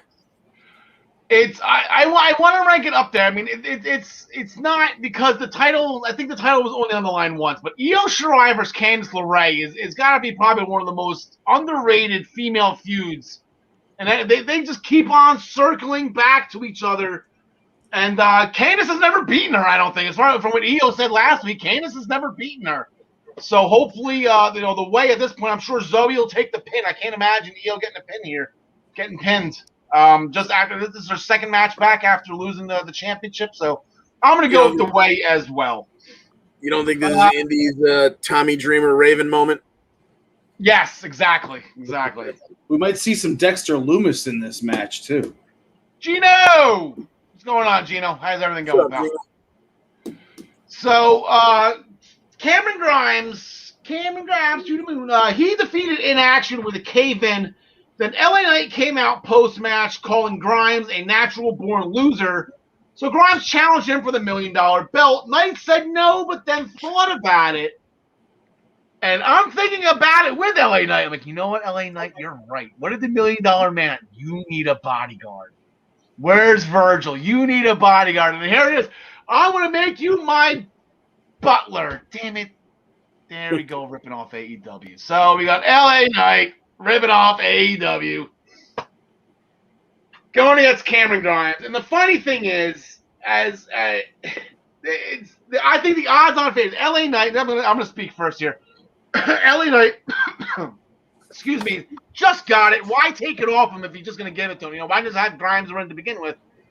But then again, are you going to be spiteful and have Grimes just so they don't do the Butler gimmick? Because AEW, I am so torn in this match where it just should be a straight-up LA Knight win. But the fact that Chuck Taylor was just Miro's Butler for a month and a half or whatever it was, now I have absolutely no idea. So, Travis, who do you got? So I'm going to take L.A. Knight. I don't want the guy to lose ever. I think he's probably this year my favorite surprise, most improved. I'm really, really happy with the difference between what he's become in this character from what he was before. And I think it's just a situation where maybe there's a little bit of Hunter that says, you know what, we can do the Butler thing a little better. Potentially. Now, we also saw this, John DeConnie. I forgot to change the graphic to the Great American Bash. We also saw this in NXT UK where Xia Brookside had Nina Samuels as her servant. So Hunter's already did this as well. Can Hunter rip off himself? I don't know. I heard Moxley shaved his head. There goes Moxley ripping off Hunter. Can Hunter rip off himself? Yes, why not? Because there's just, okay, first of all, the $1 million belt is kind of a heel title to begin with. Second of all, LA Knight just won it. Third of all, there's too much damn comedy left on the bone if you don't do this. It's just I would love to see Grimes hold that title somewhere down the line, and I'd be okay with it if he won it here. But there's just too much fun to be had in between now and Grimes getting that title if he's forced to be a Butler against his will. And a hillbilly Butler, a hillbilly millionaire Butler. Come on. There's just too much there. He's got more money than LA Knight does, John Smith. Yeah, exactly. I love the point. I want to give John DeConnie a point. It's a heel belt. You don't talk about – I know MVP's U.S. title's heel, but, you don't talk about a heel. That's awesome. I think Travis actually brought that up on the Daily Wrestling News show a couple of weeks ago. Well, that's a heel belt. John Smith.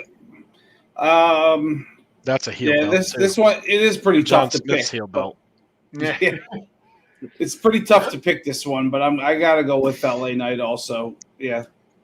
All right. I believe Ryan Joy's also going LA Knight. I believe Travis is going Cameron Grimes, so I believe we're all safe for the time being. You mean Tyler? We're going to sit down. Tyler. What's that? Tyler. You mean Tyler's going Cameron Grimes, not Travis. Yeah, what'd I say? You said Travis.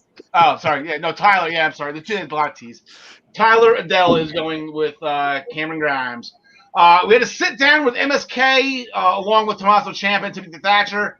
MSK wants respect. Ciampa and Thatcher want the gold. So here we are. NXT Tag Team Championship. We've been waiting for this one, boys. John Smith. I always bet against MSK, and I'm always wrong, and I'm going to bet against him again. I got Ciampa and Thatcher winning this one. Okay. John DeConnie. Yeah, I think it's, MSK, they've had a nice little run here. I think even without the belts, they're still going to be fan favorites. They're going to get, plenty of attention. I think it's just, it'll be a lot of fun to see Ciampa and Thatcher hold those titles for a little while, just enough time to turn on each other. So give me Give me the old man and Toothless Timmy. Travis. MSK because Ciampa and Thatcher turn on each other here. Okay, so I have MSK, and it's a gamble. Here's the gamble, because Grizzled Young Veterans is going to either get involved or they're going to fight the winner. I am putting Grizzled Young Veterans in this. I don't know if they're going to cost Ciampa and Thatcher the match, or if they're going to come out after the match like, oh, you guys, we hate you. Now we want the titles from you, or it's going to go. So I'm banking on them interfering and making sure that Ciampa and Thatcher do not win the championships. So because of Grizzled Young Veterans, I'm going with a MSK. Who did Ryan? I believe Ryan took Ciampa and Thatcher. I believe Tyler took Ciampa and Thatcher. So that is all. You and Travis, I are on the outs. Yeah, me and you, Travis. That's it. That's where the points come from. This is how we catch John Smith. Yeah. And this, and then will probably most likely be the main event. Like, there's the blood feud that just keeps on going. This time, they're not going to kick the crap out of each other. They're going to try to have a wrestling match, I guess. It's one-on-one. There's no stipulations. They're just going to fight about it. Kyle O'Reilly, Adam Cole. John DeConnie. Give me Cole here. This is this is episode 2. We got to get to episode 3, so give me Cole. All right, Travis. Now, they were in the ring last week. They were supposed to touch each other, and then I guess Cole was just being a D-hole. Yeah, there you go. And then Samoa Joe took an awfully long time to get the heel hook that Kyle O'Reilly had on him. So I think Cole may be coming in here with a small knee injury from that. I don't know, but he's I think this is going to be bigger than Cole and O'Reilly now that Samoa Joe's getting involved.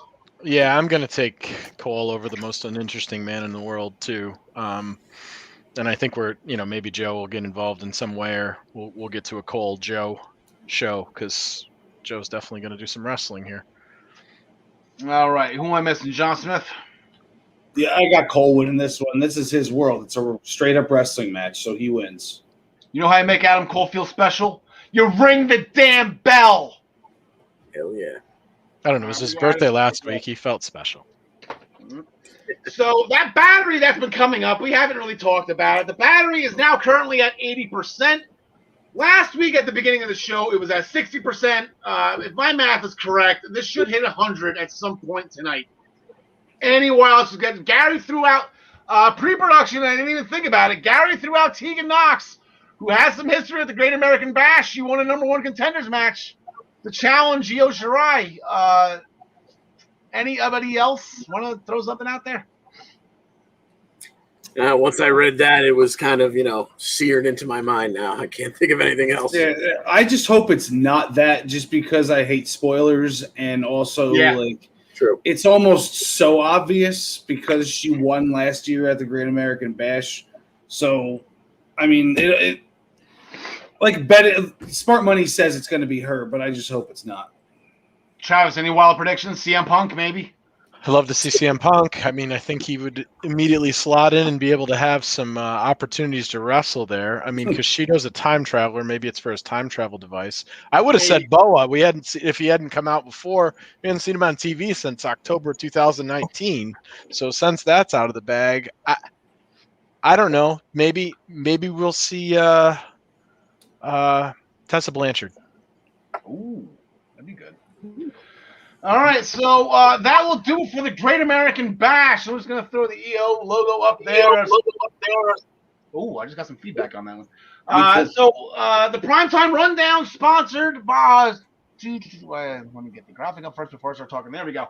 The Primetime Rundown, powered by StreamYard with Joey Jarzinka, Ian Schreier, and Rob DeLuca, is now airing at 7 p.m. on Monday nights for the summer as they take you through the world of sports right here on all the Eastern Observer platforms. For more information, please go to theeasternobserver.com. Tune in every Monday through Thursday and sometimes Friday to the Daily Wrestling News Show and get your morning cup of joy with Ryan and his actually, that's it. There's the 4 of us, right? We're our 4 co-hosts Monday through Thursday. Sometimes Friday, we'll have a special guest on. Make sure you tune in on all of the Eastern Observer platforms. And check Ryan out. He is on vacation this week. He will be back on Monday. Also, with Ryan, make sure you go to the Body Slam Brigade newsletter. Over 4,200 subscribers receive this weekly column. Make sure you go to MinuteToBellTime.com to subscribe. The Body Slam Brigade by Ryan for you for free. The Black Cats NYC, their new album Free Cake, is now on all of these music provider platforms. You got Pandora, Spotify, Amazon Music, Deezer. Anywhere you can get music, you can get the Black Cats' new album Free Cake.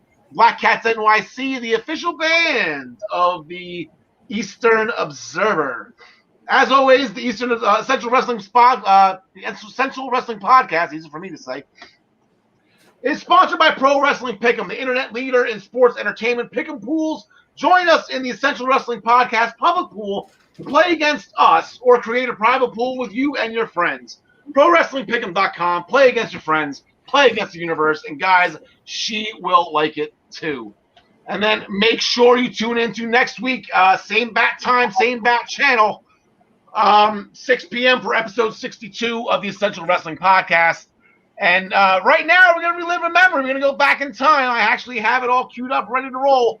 Because it's episode 61, a while back, it was, you can see there's Christmas lights in the background. It was during the winter. Seth and Becky had their baby Rue, and they entered the world of WrestleMania. So let's take a look into the future at WrestleMania 61.